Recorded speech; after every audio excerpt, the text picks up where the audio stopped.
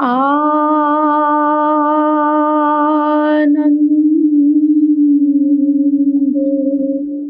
मानंद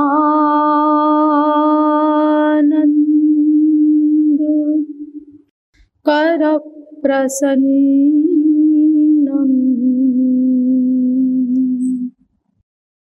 प्रेम स्वरूपम ब्रज भाव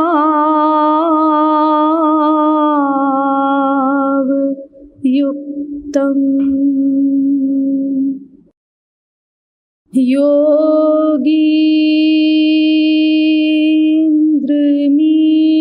योगीन्द्रमीड्यम भवरोग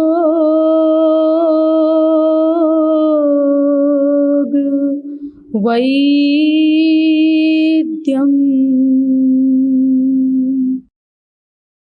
गुरुं कृपालुं प्रणमामि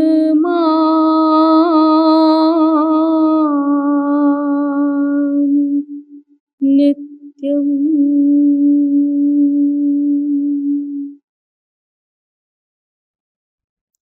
अहो बकीयं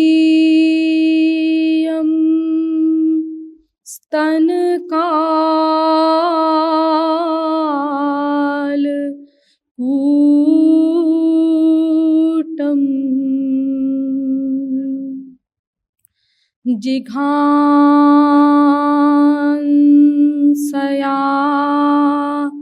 पाय यदप्यसाध्वी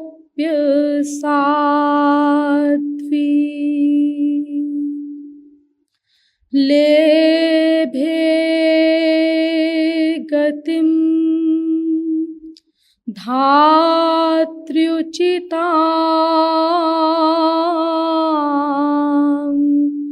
ततोऽन्यं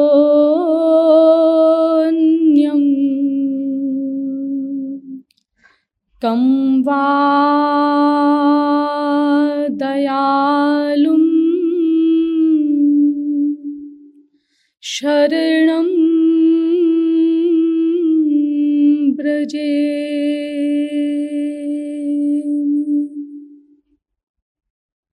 आनंद कंद सच्चिदानंद श्री राधा कृष्ण चरणारविंद मकरंद मिलिंद महानुभाव। नियमानुसार पहले कुछ देर श्री भगवन नाम संकीर्तन कर लीजिए, पश्चात विषय प्रारंभ किया जाएगा। भजो गिरिधर गोविंद गोपाला,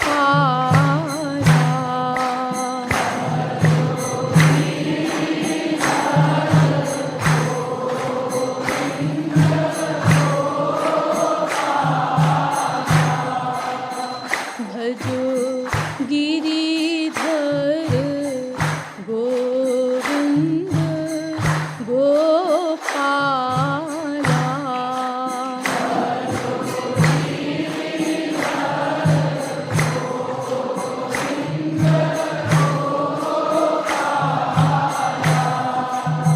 भजो गिरिधर गोविंद गोपाला,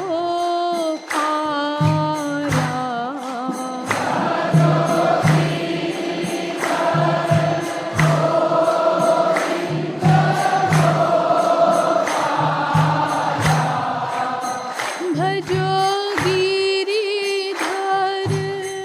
गोविंद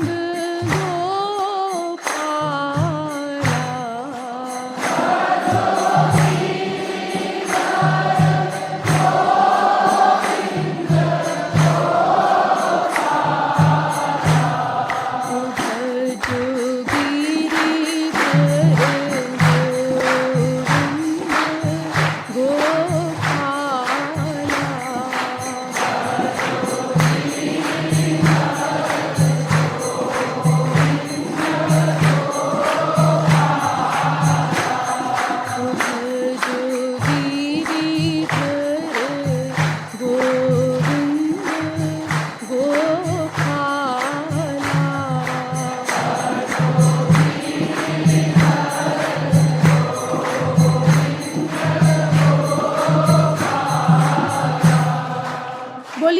वृंदावन बिहारी लाल की, श्रीमद् सद्गुरु सरकार की।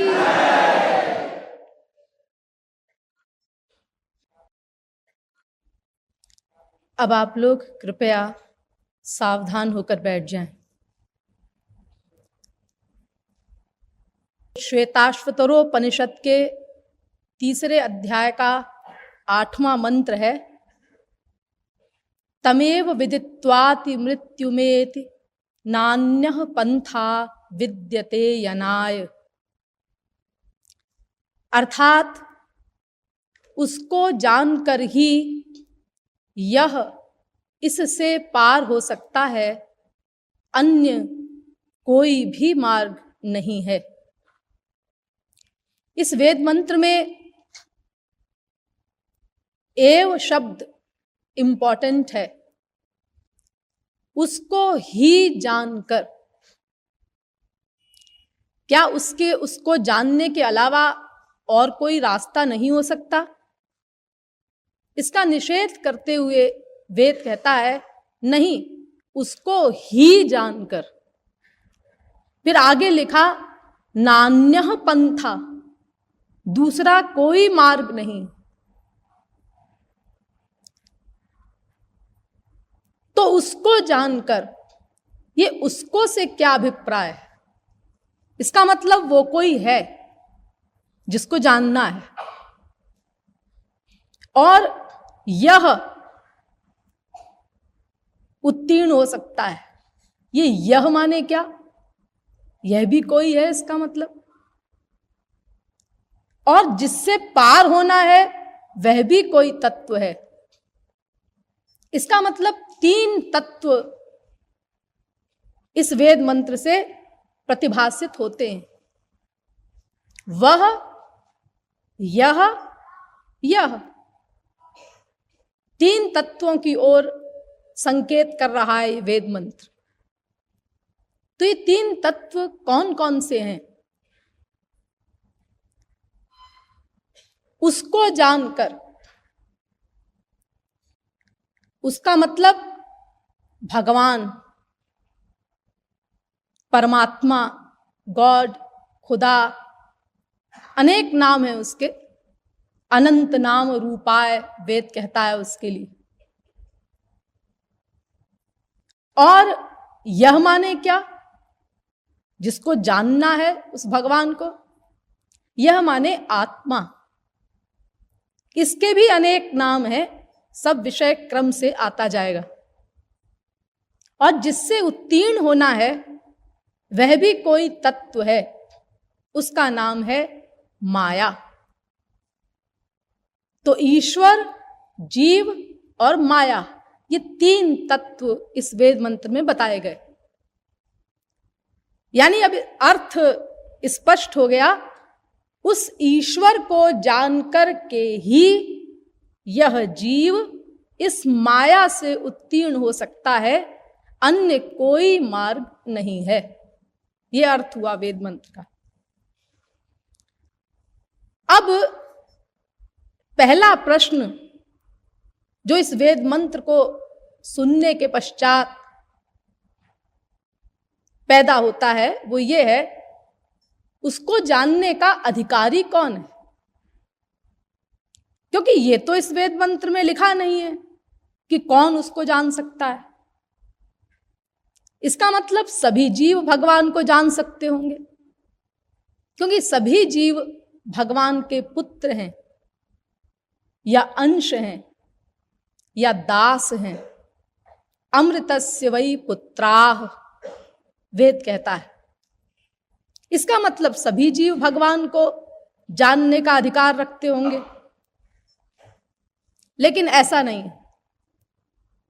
न मानुषं विनान्यत्र तत्वज्ञानम तु लभ्यते। गरुड़ पुराण कहता है केवल मनुष्य देहधारी ही भगवान को जान सकता है। केवल मनुष्य देहधारी ही, केवल मनुष्य। और उसका क्या विज्ञान है अब आप लोग समझिए। वेद कहता है इह चेद वेदी दथ सत्यमस्ति न चेदिहा वेदीन महति विनष्टि। केनोपनिषद दूसरे खंड का 5वां मंत्र। ए मनुष्यों, इसी मानव देह में उसको जान लो। उसको किसको? भगवान को, ईश्वर को। अगर तुमने नहीं जाना तो बहुत बड़ी हानि हो जाएगी। इह चे दशकद्बोद्धुम प्राक् शरीरस्य विस्रसः ततः सर्गेषु लोकेषु शरीरत्वाय कल्पते। कठोपनिषद दूसरे अध्याय की 3री वल्ली का 4था मंत्र। अगर तुमने इस शरीर के छूटने के पूर्व, ये शरीर तुमसे छीन लिया जाए, इसके पहले ही अगर तुमने भगवान को जान लिया तब तो ठीक है, वरना सर्गेषु कल्पों तक तुमको हीन योनियों में भटकना पड़ेगा, उनके दुख उठाने पड़ेंगे। इससे बड़ी भूल फिर और कोई ना होगी। इसलिए तुरंत जानो। फिर कहता है वेद उत्तिष्ठत जाग्रत प्राप्य वरान निबोधत। कठोपनिषद पहले अध्याय की 3री वल्ली का 14वां मंत्र। अरे मनुष्यों, उठो, जागो और महापुरुषों के पास जाकर के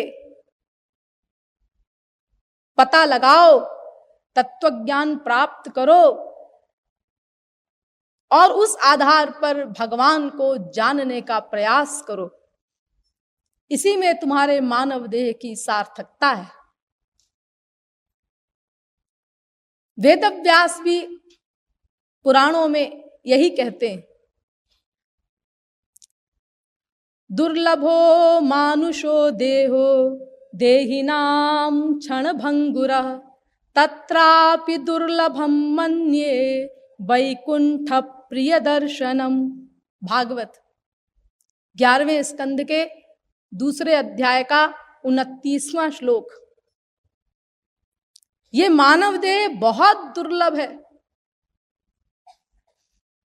फिर कहती है भागवत नृदेह माद्यम सुलभम सुदुर्लभम प्लवम सुकल्पम गुरुकर्णधारम मयानुकूलेन नभस्वतेरितं पुमान भवाब्धिम न तरेत्स आत्महा। 11वें स्कंद के 20वें अध्याय का 17वां श्लोक। यानी इस मानव देह को प्राप्त करके भी जिसने ईश्वर को जानने का प्रयास नहीं किया, वो व्यक्ति आत्महत्यारा है। इसी भागवत के श्लोक का अक्षर अक्षर अनुवाद तुलसीदास जी की रामायण में है, उससे भी सुन लीजिए। नर तनु भव वारिधि कहाँ बेरो सन्मुख मरुत अनुग्रह मेरो कर्णधार सद्गुरु दृढ़ नावा दुर्लभ साज सुलभ करि पावा जो न तरे भव सागर नर समाज अस पाई सो कृत निंदक मंदमति आत्म हन गति जाई। आत्महत्यारा है वो। तो देखिए, इस प्रकार बारंबार हर ग्रंथ में मानव देह की दुर्लभता की ओर इशारा किया जा रहा है। दुर्लभम मानुषम जन्म प्रार्थ्यते त्रिदशैरपि, नारद पुराण भी यही कहता है, ये मानव देह बहुत दुर्लभ है। न मानुषात् श्रेष्ठतरं हि किंचित, महाभारत, मनुष्य शरीर से श्रेष्ठ और कोई शरीर नहीं है। लेकिन जन्मांतर सहस्रैस्तु मनुष्यत्वं ही दुर्लभम, महाभारत, ये मिलता बहुत कठिनाई से। करोड़ों जन्मों तक और योनियों में भटकने के पश्चात कभी ये इस मानव देह की प्राप्ति होती है। कबहुक करी करुणा नर देही, देत ईश बिनु हेतु सनेही। कभी कभी मिलता है, कृपा करके देते हैं भगवान, बड़ी कठिनाई से प्राप्त होता है, यानी बहुत दुर्लभ है। बड़े भाग मानुष तनु पावा, सुर दुर्लभ सदग्रंथनि गावा। बड़े भाग्य से मिलता है, मामूली भाग्य से नहीं। शंकराचार्य भी कहते हैं, आदि जगत गुरु शंकराचार्य, दुर्लभम त्रयमेवैतत् दैवानुग्रह कारकम, मनुष्यत्वम मुमुक्षुत्वम महापुरुष संभव। तीन चीजें बहुत दुर्लभ हैं। एक मानव देह का मिलना, दूसरा किसी महापुरुष की प्राप्ति हो जाना, और तीसरा मुमुक्षुत्व, भगवान को जानने की भूख होना। मनुष्यत्वम मुमुक्षुत्वम महापुरुष संभव। तो ये मानव देह बहुत दुर्लभ है। इसीलिए शंकराचार्य भी कहते हैं, जैसे कि वेदव्यास ने कहा, तुलसीदास जी ने कहा कि लब्ध्वा कथंचिन नर जन्म दुर्लभम, तत्रापि पुंस्त्वं श्रुति पारदर्शनम, यस्त्वात्म मुक्त्यै नयतेत मूढ़धीः, सस्वात्म हास्वं विनिहन्त्य सत्ग्रहात्। वो आत्महत्यारा है जो मानव देह को प्राप्त करके भी भगवान को जानने का प्रयत्न नहीं करता। मनुज देहमिमं भुवि दुर्लभम, समधिगम्य सुरैरपि वाञ्छितं, विषय लंपटता मपहाय वै, भजत रे मनुजाः कमलापतिम। ये मानव देह बहुत दुर्लभ है। मनुष्यों, इस दुर्लभ मानव देह को प्राप्त करके विषयों के पीछे लंपट बन करके भागना बंद करो और भगवान को जानने का प्रयास करो, जिसके लिए मानव देह तुमको प्रदान किया गया है। क्योंकि भगवान का ज्ञान और किसी योनि में संभव नहीं। देखो, इस प्रकार वेद से लेकर रामायण तक समस्त धर्म ग्रंथ और सब संत भी मानव देह की ओर ही इशारा करते हैं। गुरु नानक जी भी कहते हैं, लख 84 भ्रमतिया दुलभ जन्म पाइयोई, नानक नाम समालितु सो दिन नेड़ा आइयोई। 84 लाख योनियों में भटकते भटकते बड़ी कठिनाई से ये मानव देह प्राप्त हुआ है। तो ये सब मानव देह की ओर ही इशारा करते हैं। इसका मतलब मानव देह में कोई खास बात होगी, कोई विशेषता होगी।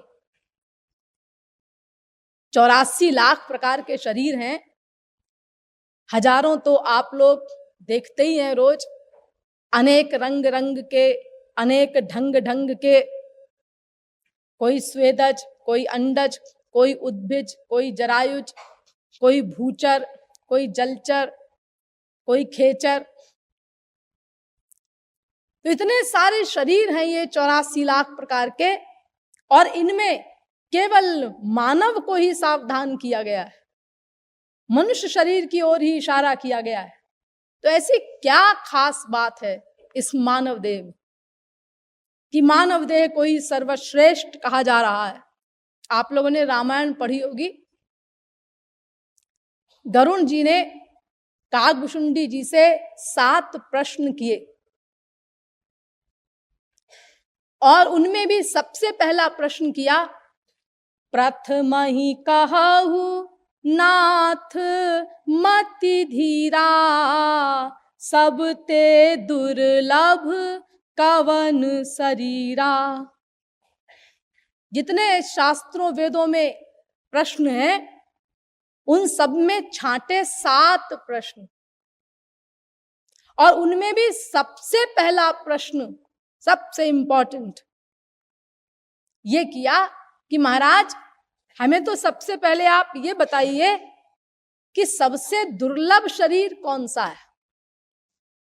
क्योंकि अगर देह का दुर्लभत्व पता चल जाए तो मनुष्य लापरवाही न करे। जैसे देखिए, आप कहीं जा रहे हैं और रास्ते में एक अंगूठी पड़ी हुई मिली आपको, आपने उसको उठा लिया, एक सुनार से पूछा, वैसे ही गांव का मामूली सा सुनार था, क्यों भाई ये कितने की होगी अंगूठी? उसको कोई खास नॉलेज थी नहीं, ऐसी साधारण सा था गांव का। तो देखा और कहा, अरे यही कोई 150-200 रुपए की होगी। अच्छा, बस आपने उसकी कोई केयर नहीं की, इधर पड़ी है उधर पड़ी है। अरे क्या है 150-200 रुपए की क्या वैल्यू है आजकल के जमाने में। एक दिन एक जौहरी से पूछा आपने, ये अंगूठी ऐसे ही हमको मिली थी, ये कितने की होगी? उसने देख करके कहा, अरे इसमें तो हीरा है बहुत बड़ा, ये कम से कम 10 लाख की होगी। अब आपने सुना 10 लाख की, जौहरी कह रहा है हीरे का पारखी। अब 10 लाख के बराबर उस अंगूठी से प्यार हो गया, तुरंत उठाकर उसको लॉकर में बंद कर दिया। देखो, अंगूठी तो वही है, मनुष्य भी वही है, दृष्टि भी वही है, इतना बड़ा अंतर कैसे हो गया कि कहां तो इधर उधर पड़ी रहती थी और कहां उसको उठा करके तिजोरी में बंद कर दिया। हाँ, पहले उसका महत्व मालूम नहीं था, उसका मूल्य मालूम नहीं था, इसीलिए लापरवाही थी। अब उसका मूल्य मालूम चल गया कि 10 लाख की है, इसीलिए लापरवाही बंद हो गई। 10 लाख के बराबर प्यार हो गया, अब उसकी केयर हो गई उतनी उसके बराबर। तो इसी प्रकार ये मानव देह जो हम लोगों को मिला है, ये कितना महत्वपूर्ण है, ये हम लोग नहीं रियलाइज करते, इसीलिए लापरवाही करते हैं। अगर इसका महत्व पता चल जाए, हम रियलाइज कर लें, तो फिर रॉन्ग साइड में न जाएं। इसीलिए गरुण जी ने सबसे पहले यही प्रश्न किया कि सबसे दुर्लभ शरीर कौन सा है। तो उत्तर दिया काकभुशुंडी जी ने, नर तनु सम नहीं कवनियु देही, जीव चराचर याचत जेही। मनुष्य शरीर के समान और कोई शरीर नहीं, सर्वश्रेष्ठ शरीर है मनुष्य का। लेकिन ऐसी क्या खास बात है मानव देह में कि इसको सर्वश्रेष्ठ कहा जा रहा है? देखो, इस मानव देह का बड़ा कमाल है। इस मानव देह के द्वारा हम जिसे चाहें उसको अपना गुलाम बना लें और अपना काम करवाएं। अरे पशु पक्षी कीट पतंग आदि को तो हम लोग अपना गुलाम बनाए ही हुए हैं, ये तो प्रत्यक्ष ही है। गाय बंधी हैं, बैल बंधे हैं, घोड़े बंधे हैं, हाथी बंधे हैं, इनको हम गुलाम बना लेते हैं, बनाए हुए हैं, और उनके द्वारा फिर हम अपनी सेवा लेते हैं। जो मन में आया उनको खिला दिया, नहीं मन में आया नहीं खिलाया, यानी सब कुछ हमारे अंडर में है। जैसे हम लोग आनंद चाहते हैं, वैसे ही पशु पक्षी कीट पतंग आदि सब जीव चाहते हैं, लेकिन हम लोग अपने सुख के लिए उनको गुलाम बनाए हुए। ऐसा कमाल है इस मानव देह का।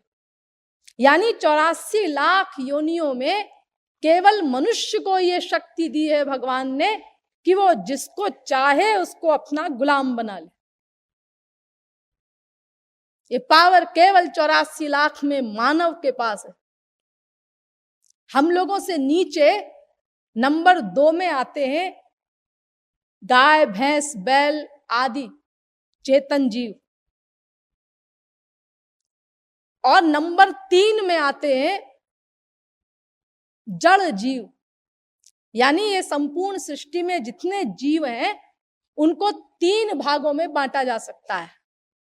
एक मनुष्य, नंबर 2 मनुष्येतर चेतन जीव, और तीसरे जड़ जीव। तो जड़ जीव माने क्या? जड़ जीव माने वृक्ष आदि, ये भी जीव है। हाँ, ये भी जीव है हमारी तरह। हाँ, बिल्कुल हमारी तरह, हमसे कम नहीं, हम ही लोग हैं ऐसा समझ लीजिए। बहुत बार हम इन योनियों में रह आए हैं, वृक्ष भी बन चुके हैं बहुत बार, और हो सकता है ये मानव देह छूटने के बाद हम फिर से वृक्ष बन जाए। अभी तो हम लोग ये कल्पना भी नहीं करते कि हम कभी वृक्ष भी बनेंगे क्या। हम क्यों बनेंगे जी वृक्ष, ऐसा बोलेंगे हम, ऐसा सोचेंगे। लेकिन ये हमारे हाथ की बात थोड़ी ना है, हमें तो कानून के हिसाब से ही चलना पड़ेगा। अगर कोई विद्यार्थी वार्षिक परीक्षा में पूरी कॉपी में राम राम लिख के चला आए तो कैसे आशा करता है कि वो टॉप करेगा? अरे जब तुमने क्वेश्चन का आंसर ही नहीं लिखा, ये मानव देह जिस लक्ष्य के लिए दिया गया था उस लक्ष्य की ओर हमने कोई प्रयास नहीं किया, तो फिर हम कैसे आशा करते हैं कि मानव देह का रिजर्वेशन हो जाएगा हमारे लिए? तो देखो, एक तो ये जड़ जीव हैं वृक्ष आदि, और इनसे श्रेष्ठ हैं मनुष्येतर चेतन जीव पशु पक्षी आदि। ये इनसे श्रेष्ठ इसीलिए हैं कि इन चेतन जीवों ने इन जड़ जीवों को अपना भोग्य बनाया। देखो, ये चारा चरते हैं ना, पशु पक्षी फल तोड़ तोड़ के खा रहे हैं, पशु चारा चर रहे हैं, पेड़ खा रहे हैं, लेकिन कुछ बोल नहीं सकता पेड़, तोड़ तोड़ के खा रहे हैं पत्तियां वगैरह पशु पक्षी, और पेड़ बेचारा कुछ कर नहीं सकता, कुछ बोल नहीं सकता। यानी ये पशु पक्षी आदि जो नंबर 2 के हैं चेतन जीव, मनुष्येतर चेतन जीव, इन्होंने अपना भोग्य बनाया जड़ जीवों को। और मनुष्य ऐसा चेतन प्राणी है जिसने जड़ जीवों को तो भोग्य बनाया ही। हम लोग देखो फल खाते हैं, अनाज खाते हैं, ये जड़ जीवों को हमने अपना भोग्य बना लिया, और चेतन जीवों को भी अपना भोग्य बना लिया हमने। हाँ, गाय है भैंस है, इनको भी अपना बांध करके गुलाम बना के रख लिया घर में, उसको थोड़ा चारा खिला दिया और दूध हमने ले लिया, थोड़ा सा उसके बच्चे को दे दिया, और मौज में आई तो वो भी बंद करो जी। यानी सब कुछ हमारे अंडर में है।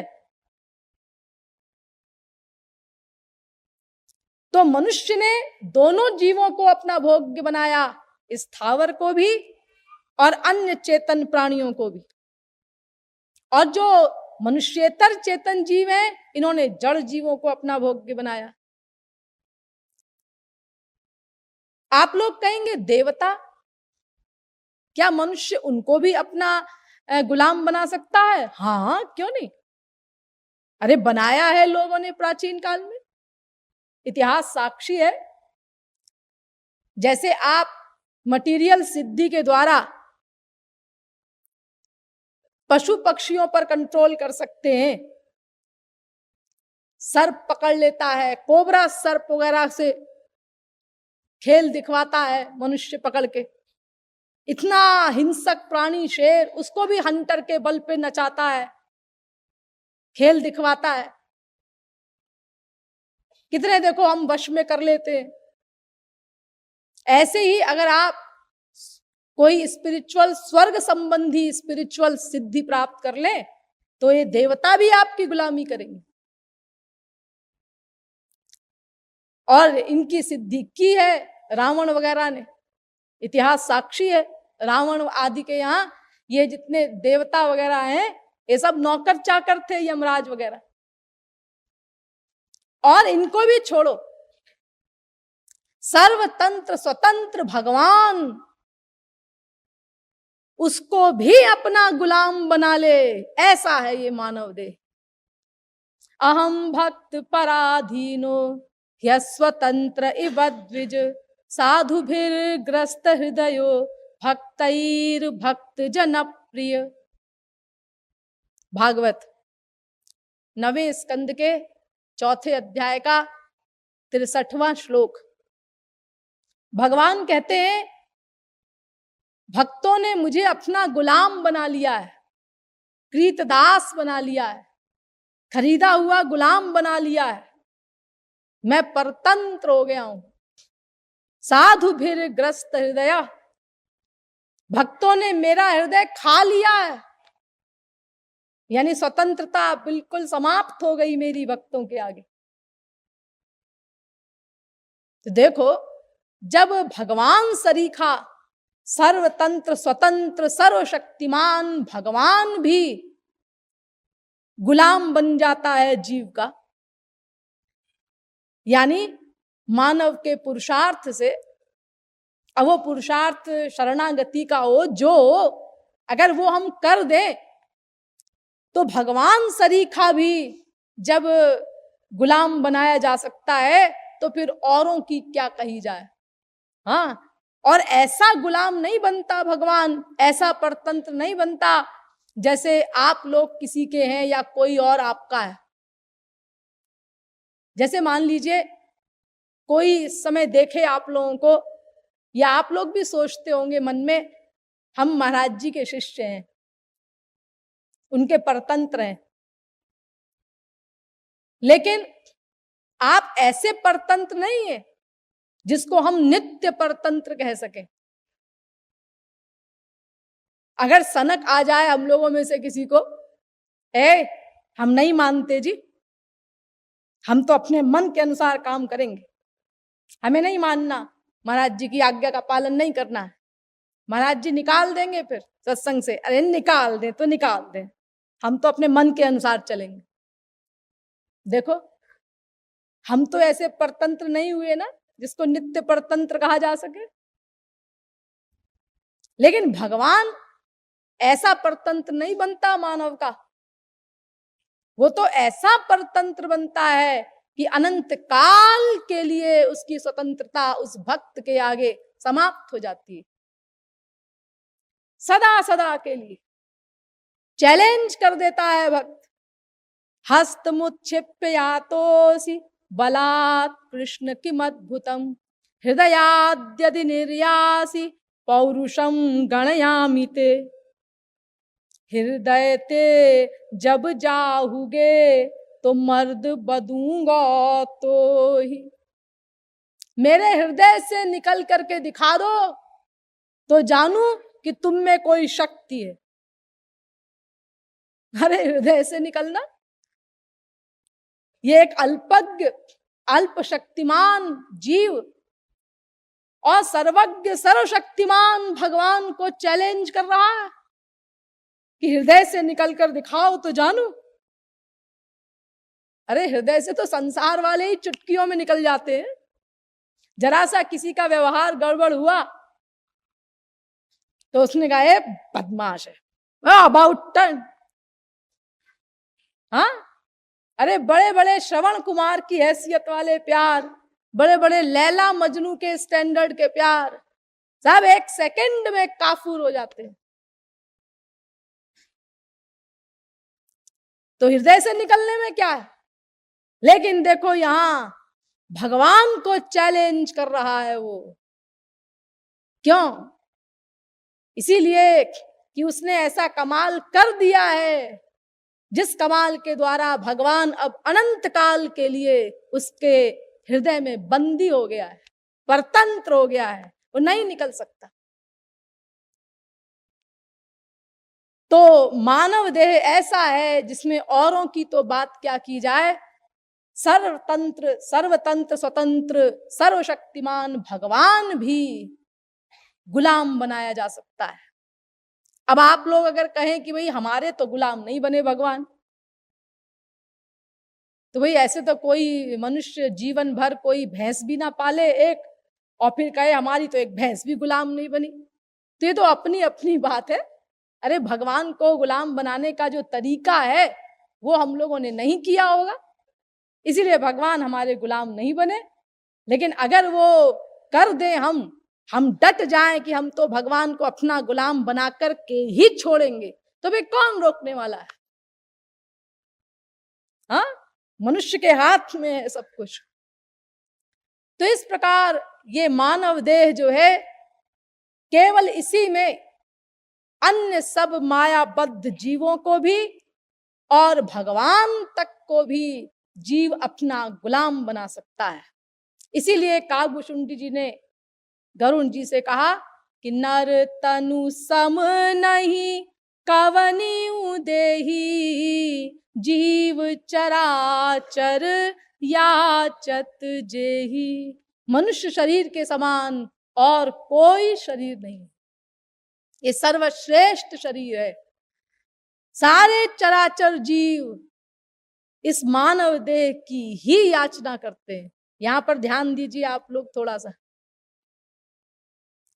देखिए इन चराचर जीवों में स्वर्ग के वे देवी देवता भी आते हैं जिनकी आप लोग भक्ति करते हैं। इंद्र, वरुण, कुबेर आदि, ये भी हमारा मानव देह चाहते हैं। आप कहेंगे स्वर्ग के देवी देवता जिनकी हम पूजा करते हैं ये मानव देह चाहते हैं? ये बात तो कुछ समझ में नहीं आती, कुछ जचती नहीं। क्योंकि कहां देवताओं का शरीर और कहां हमारा शरीर, बड़ी बड़ी बातें होती हैं उनके शरीर में। तो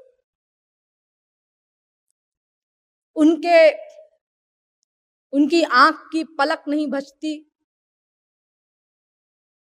उनके शरीर से मूत्र पुरुष श्वेत का निर्गमन नहीं होता, उनको भूख प्यास नहीं लगती, उनके शरीर में धूल नहीं लग सकती, उनके शरीर का भूमि पर स्पर्श नहीं होता।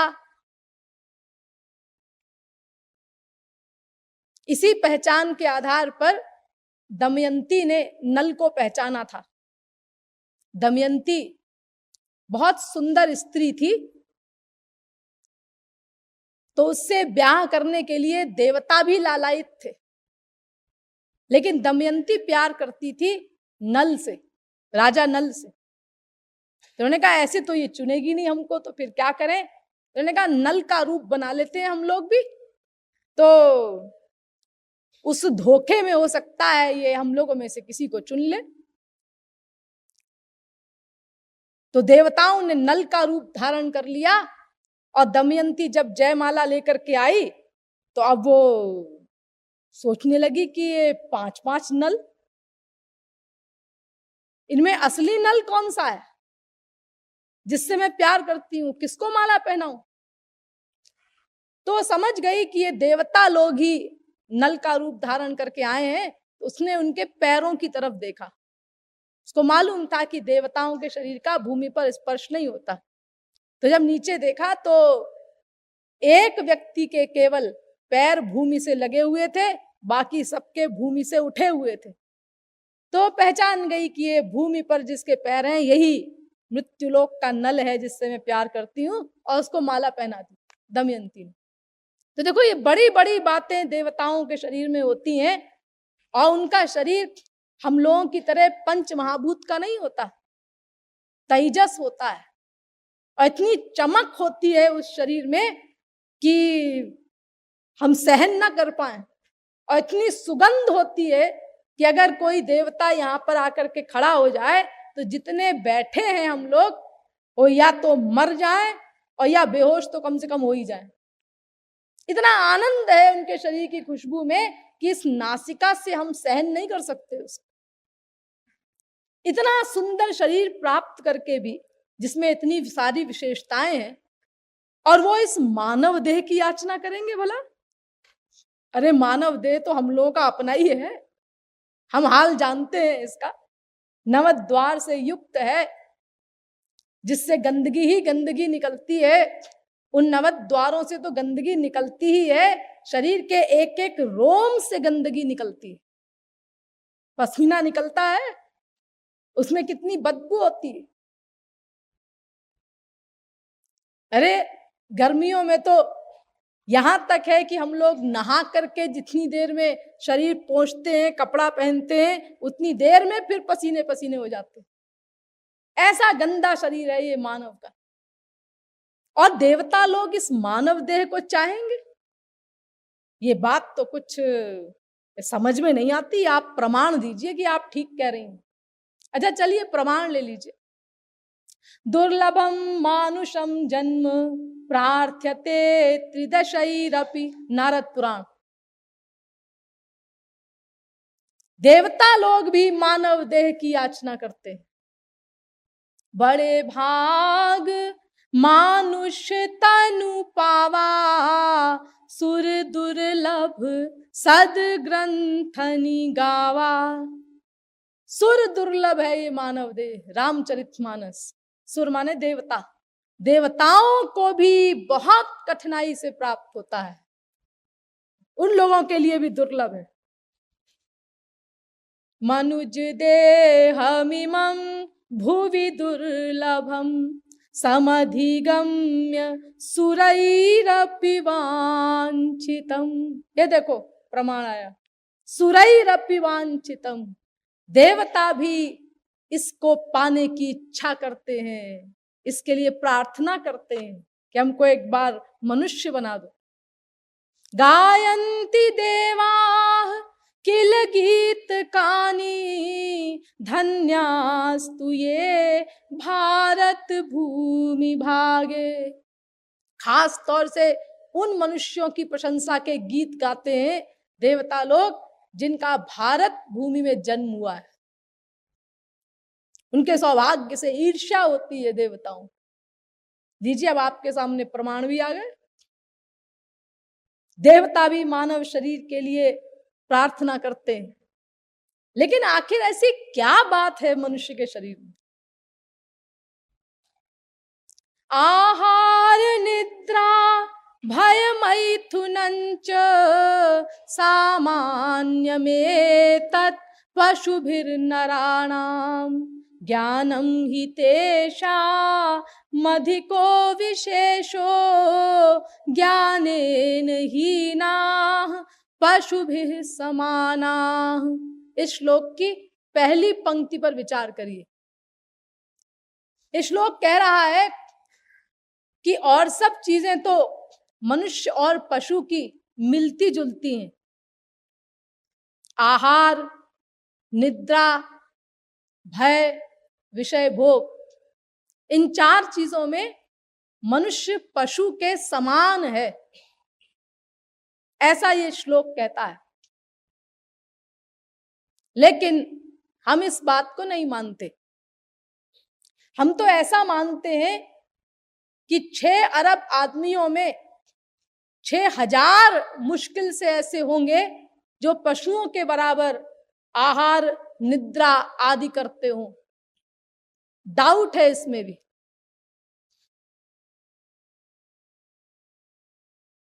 देखिए, एक एक चीज को ले लीजिए। आहार, ये पशु पक्षी क्या आहार करते हैं? जो भगवान ने इनके लिए बना दिया, नेचुरल, प्राकृतिक, वो अपना खा लेते हैं। घास खा ली, चारा खा लिया, विभोर है, नेचुरल रूप में खाते हैं। और हम लोगों का क्या हाल है? हाँ, देखो, ओरिजिनल रूप में नहीं खाएंगे हम, फिर इसको काट के, छौंक के, बघार के, उसमें खूब मिर्च मसाला डाल के, भून के, तब खाएंगे। क्यों? आखिर हम मनुष्य हैं, विशेष समझदार हैं, कोई पशु थोड़े ही ना है कि ऐसे ही खा लें। और फिर छोटी छोटी उम्र में वो भयंकर रोग आ जाते हैं, हृदय रोग तक छोटी छोटी उम्र में लोगों को होने लगे। आजकल तो पशु और पक्षियों के भी डॉक्टर होते हैं, उनसे पूछो, क्यों किसी पशु को आज तक हार्ट अटैक हुआ है? किसी पक्षी को हार्ट अटैक हुआ है? अरे उनको क्यों होगा? वो नेचुरल खाते हैं, उन्हें क्यों हार्ट अटैक होगा? क्योंकि उनको अकल नहीं है ना, मनुष्य की तरह। इसलिए जिस रूप में भगवान ने उनके लिए बनाया, वो चुपचाप खा लेते हैं। और मनुष्य, वो अपना उस चीज को खूब बिगाड़ के और सर्वनाश करके खाता है, और फिर विभोर होता है, वाह क्या तरकारी बनी है, क्या जायका है, मन करता है बनाने वाले का हाथ चूम लूं। ऐसी बात करते हैं लोग। तो हार्ट पेशेंट नहीं होंगे तो और क्या होगा? रोज कचौड़ियां खाई जा रही हैं, रोज पूड़ियां खाई जा रही हैं। और कोई महापुरुष का दादा भी उनसे कहे कि अरे भाई तुम क्या करते हो, जिस रूप में भगवान ने बनाया है जो पदार्थ, उसी रूप में खा लो ना, उसको बिगाड़ करके क्यों खाते हो, बर्बाद करके क्यों खाते हो? अरे बॉइल्ड खाना खाओ, बॉइल्ड तरकारी खाओ, भगवान ने तरकारी बनाई है, फल बनाए हैं, धो के खा लो फलों को। लेकिन नहीं सुनता हो, नहीं सुनता, महापुरुष की भी नहीं सुनता। और जब कोई भयंकर बीमारी हो गई, हार्ट की बीमारी हो गई, डायबिटीज हो गई, और कोई भयंकर बीमारी हो गई, अब डॉक्टर के पास गया, डॉक्टर ने कहा देखो भाई तुमको बॉइल्ड खाना ही खाना पड़ेगा। अब जब डॉक्टर ने ऐसा कहा तो ये वही मनुष्य है जिसने महापुरुष की बात को ठुकरा दिया था। डॉक्टर ने कहा जब तुमको कोई बीमारी हो गई है, अब तुमको ऐसा ही खाना खाना पड़ेगा। हाँ खाएंगे खाएंगे। सुनिए जरा, बता दीजिए क्या क्या खाना खाना है हमको।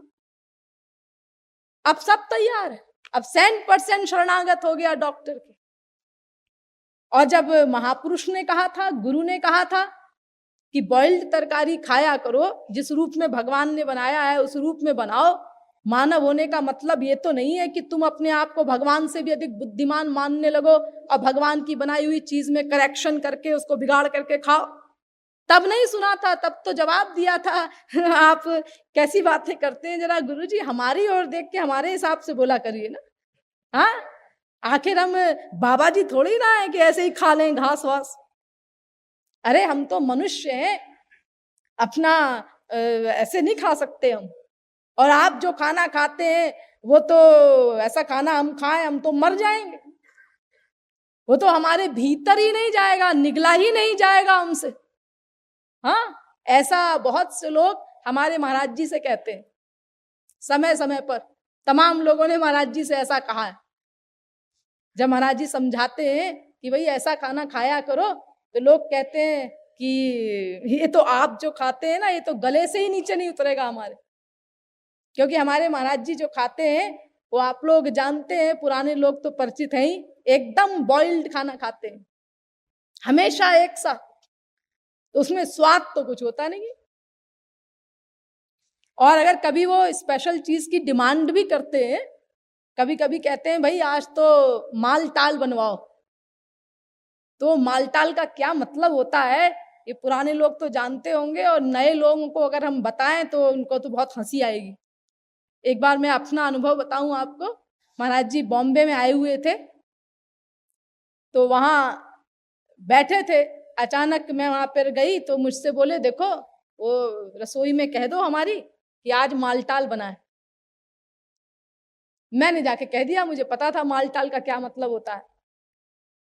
अब जब भोजन कर चुके श्री महाराज जी, तो एक सत्संगी जो नया था उस समय, वो यहाँ बैठा हुआ है, वो आया हमारे पास और बोला कि दीदी प्रसाद दीजिए ना हमको महाराज जी का। तो मैं अंदर गई और मालटाल का कटोरा उठा लाई जो श्री महाराज जी ने खाया था। उसमें थी खिचड़ी, क्योंकि श्री महाराज जी के मालटाल का मतलब खिचड़ी।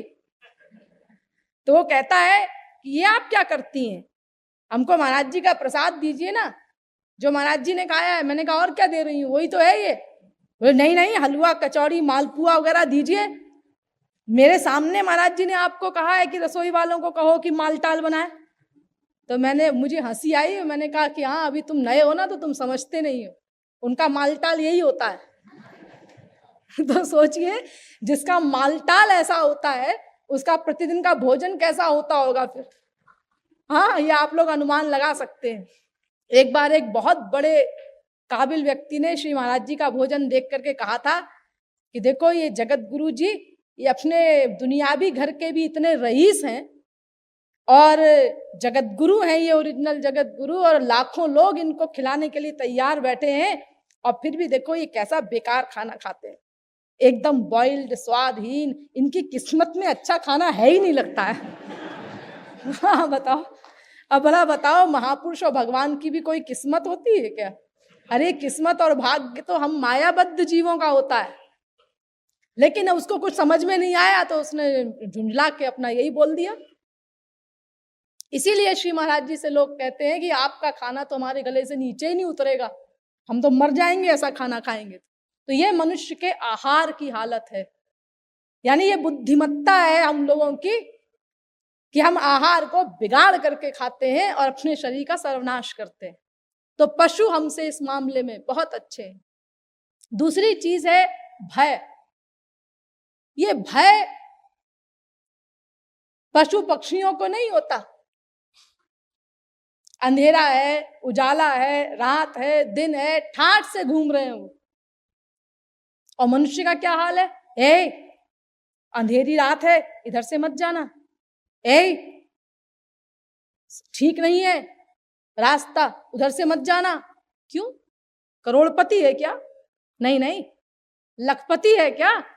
अरे नहीं नहीं, चपरासी है। तो फिर क्यों रोक रहे हो उसको, फिर क्यों कहते हो इधर से मत जाना? अरे साइकिल तो है, कोई छीन ले तो। यानी देखो एक गरीब आदमी को भी भय है, हर समय उसको धुक धुक धुक धुक हो रही है। और पशु पक्षी कितने निर्भय रहते हैं, इस मामले में भी वो हमसे अच्छे हैं। तीसरी चीज है निद्रा। ये पशु पक्षी कितना लिमिटेड सोते हैं और कितना सादा सोते हैं, सादे ढंग से। और हम लोग अनेक प्रकार की चीजें जमा करते हैं, अनेक प्रकार के प्रबंध करते हैं ठाठ से सोने के लिए, और उसके बाद भी कोई नियम नहीं हमारे सोने का। कभी मौज में आई तो 8 बजे से ही सो गए, कभी 9 बजे सो रहे हैं, कभी 11 बजे सो रहे हैं, 12 बजे सो रहे हैं, और कभी कभी अपना कोई यार दोस्त मिल गया, टीवी वीवी देखने लगे तो 4-4 बज जाते हैं। और उसके बाद भी हम लोग बड़े विभोर हैं कि हाँ हम बहुत समझदार हैं, बड़ी अकल रखते हैं हम लोग। अरे क्या अकल है हमारी, उसका भी तो कोई नियम होना चाहिए। अजी हम इस चक्कर में नहीं पड़ते नियम वियम के, हम तो जैसा हमारा मन कहता है वैसा करते हैं। ये हाल है हम लोग। और चौथी चीज है विषय भोग। ये गाय, बैल, भैंस, दूसरे जानवर ये साल में एक बार विषय भोग करते हैं, और मनुष्य हर इंद्रिय के भोग के लिए अनेक प्रकार के सामान इकट्ठा करता है। अपने अपने हृदय का हाल हम लोग सोचें, अपने अपने हृदय में झांक करके देखें। एक एक इंद्रिय के कितने कितने विषयों का सेवन करके हम लोगों ने अपने शरीर को बिगाड़ा है, मन को बिगाड़ा है, बुद्धि को बिगाड़ा है, आत्मा का नुकसान किया है। फिर भी हम ये कहने को तैयार हैं हम मनुष्य हैं जी, हम पशु थोड़े ही हैं। हाँ, तो किसने कहा कि तुम पशु हो? तुम तो पशु से भी नीचे हो। पशु तो बहुत अच्छे हैं हर मामले में। इसके अतिरिक्त देखिए, पशु पक्षियों को भगवान स्वाभाविक ज्ञान देता है, नेचुरल, और मनुष्य को हर चीज सीखनी पड़ती है। बंदर का छोटा सा बच्चा पेड़ पर चढ़ना स्वयं जानता है, और मनुष्य को हजारों वर्ष सिखाया जाए तो भी बंदर की तरह नहीं हो सकता। गाय का छोटा सा बछड़ा स्वयं तैरना जानता है, मनुष्य को सीखना पड़ता है। एक बकरी का 4 दिन का बच्चा घास चरना सीख जाता है। अपना मकान बनाने के लिए, 4 दीवार खड़ी करने के लिए मनुष्य कितने लोगों की हेल्प लेता है, लेकिन ये पशु पक्षी ये अपने आवास का स्वयं प्रबंध कर लेते। यहां तक कि बया आदि के घोंसलों को देख करके तो मनुष्य भी आश्चर्य करता है, ये ज्ञानहीन प्राणी है और देखो कैसा घोंसला बनाया है। तो मनुष्यों को हर चीज सीखनी पड़ती है, लेकिन पशु पक्षियों में स्वाभाविक ज्ञान होता है। अरे बहुत सी चीजें तो पशु पक्षियों में ऐसी होती हैं कि मनुष्य का सिर झुक जाता है, उसका अहंकार चला जाता है कि हाँ मैं मनुष्य हूं। देखो एक मनुष्य है, वो कुत्ते की सहायता ले रहा है चोर को पकड़ने के लिए। कुत्ता आगे आगे जा रहा है और मनुष्य पीछे पीछे चल रहा है। अरे भाई तुम तो इतने पढ़े लिखे हो, इतने काबिल हो, इतने समझदार हो, कुत्ते के पीछे पीछे घूम रहे हो। हाँ जी, क्या करे, बड़े काम का है कुत्ता। अब मनुष्य में वो शक्ति नहीं है उसकी नाक में, लेकिन कुत्ते की नाक में भगवान ने वो शक्ति दी है। वो सूंघ करके अपराधी का पता लगा लेता है कि यहाँ किस रास्ते से गया है, किधर को गया है। इसी प्रकार गीध की दृष्टि, इसी प्रकार कोयल का कंठ, तमाम ऐसी विशेषताएं हैं। आप दूध और पानी को मिला करके रख दीजिए हंस के आगे, हंस उसको पृथक पृथक कर देगा। तो तमाम चीजें पशु पक्षियों में ऐसी विलक्षण दी हैं भगवान ने, जहां हम लोगों की बुद्धि कुंठित हो जाती है। और ये भी छोड़ो, मनुष्यों का तो शरीर भी भगवान ने बड़ा कूड़ा कबाड़ा बनाया है। सौंदर्य नहीं दिया मनुष्यों को विधाता ने, सौंदर्य पशु पक्षियों में बांटा गया है। ये विधाता का वैलक्षण्य है। इसीलिए किसी भी मनुष्य के परम सुंदर कोई अंग होता है किसी का, तो उस पशु पक्षी के अंगों से उसकी तुलना की जाती है। यानी पशु पक्षियों के अंग विशेष से ही किसी परम सुंदर मनुष्य की आंख की या अन्य किसी अंग की तुलना की जाती है। जैसे इसकी आंखें हिरण के समान है, इसकी गर्दन कबूतर के समान है। देखो ये सब आ रहे हैं ना पशु पक्षी। इसकी कमर शेर के समान है, इसकी नासिका तोते के समान है। यहां तक कि आवाज के लिए भी इसकी आवाज कोयल के समान है। यानी कोयल की आवाज तो बहुत सुंदर होती है, कुछ कुछ इसकी आवाज में कोयल की आवाज की झलक है। तो ये सौंदर्य पशु पक्षियों में है, मनुष्यों में ये सब विशेषता दे दी जाती अगर, तो क्या हाल होता। बहुत अकल का काम किया विधाता ने, जो हम लोगों को कुछ नहीं दिया ये सब। हाँ, क्योंकि हम लोगों का तो पहले ही अहंकार के मारे इतना बुरा हाल है कि कूड़ा कबाड़ा शरीर होते हुए भी सवेरे सवेरे शीशे में देख के अपने आप को विभोर होते हैं, मैं भी कितना सुंदर हूं। और अगर ये सब विशेषताएं दे दी जाती तब हमारे अहंकार का क्या हाल होता। तो इस प्रकार देखो हम लोग पशु पक्षियों से भी गए बीते सिद्ध हुए, तो फिर ये मानव देह सर्वश्रेष्ठ क्यों कहा जाता है? क्या कारण है? देवता लोग भी इसको चाहते हैं। हाँ, अब उसी श्लोक की नीचे की पंक्ति में इसका उत्तर दिया गया है, ज्ञानम हि तेषा मधिको विशेषो ज्ञानेन हीनाः पशुभिः समानाः। ज्ञान, ये मानव देह ज्ञान प्रधान है और कोई अच्छाई नहीं इस मानव देह में, सब बुराइयां ही बुराइयां हैं। इतना गंदा ये शरीर बनाया है जैसे किसी ने बड़े गुस्से में बनाया हो, और इतना डिफिकल्ट बनाया है ये शरीर, इतने पुर्जे हैं इस शरीर में कि कोई ना कोई पुर्जा हमेशा गड़बड़ रहता है सबका। हर मनुष्य परेशान है, रोग रहित एक भी मनुष्य नहीं है सृष्टि में। इतना खराब शरीर, इतना गंदा शरीर, लेकिन एक ऐसी विशेषता हमारे अंदर है कि स्वर्ग के देवता भी इस मानव शरीर की याचना करते हैं। वो क्या विशेषता है? ये ज्ञान प्रधान है। हित अनहित पशु पक्षी उजाना, मानुष तनु गुण ज्ञान निधाना। इसीलिए जो ज्ञान रहित हैं पशु भी समाना, वो पशु के समान है, ऐसा शास्त्र कहते हैं।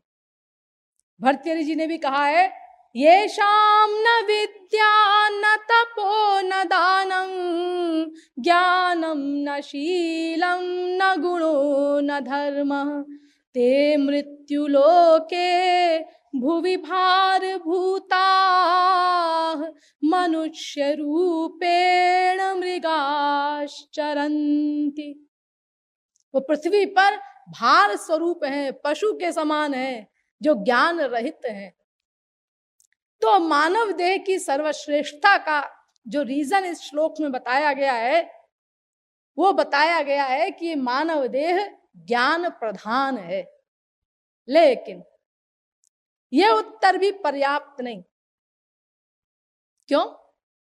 इसीलिए कि ज्ञान का जहां तक प्रश्न है, ज्ञान तो टॉप का पाया जाता है देवताओं में, जो स्वर्ग के देवता हैं। मनुष्यों का ज्ञान भला देवताओं के ज्ञान के आगे क्या है? अरे देखो, सरस्वती जो बुद्धि की अथॉरिटी है, बृहस्पति जो बुद्धि की अथॉरिटी है, क्या कोई मनुष्य पैदा हुआ है आज तक महापुरुषों को छोड़कर जो ज्ञान में उनसे टक्कर ले सके? अरे ज्ञान तो देवताओं में है टॉप का। बाकी योनियों में आप कह सकते हैं, जितनी पशु पक्षी आदि की योनियां हैं, कि भाई इनमें मनुष्य विशेष ज्ञानवान है।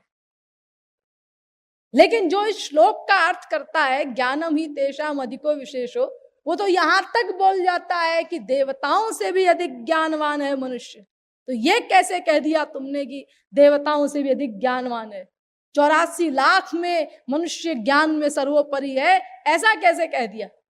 अरे बाकी सब योनियों से ठीक है कंपैरिजन करना कि और योनियों में ज्ञान की न्यूनता होती है, मनुष्य शरीर में विशेष ज्ञान होता है, लेकिन देवताओं के ज्ञान के आगे मनुष्य का ज्ञान क्या है? देखो, आज विज्ञान उन्नति की चरम सीमा पर है।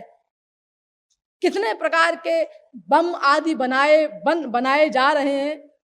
Atom bomb, hydrogen bomb, neutron bomb भी बनाया, तमाम नाटक कर रहे हैं। लेकिन आज तक ऐसा कोई हथियार विज्ञान नहीं बना सका, खोपड़ी में नहीं आया, किसी के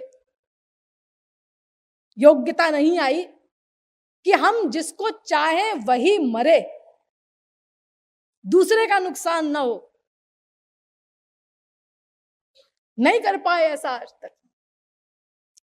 ऐसा ज्ञान देवताओं के पास है।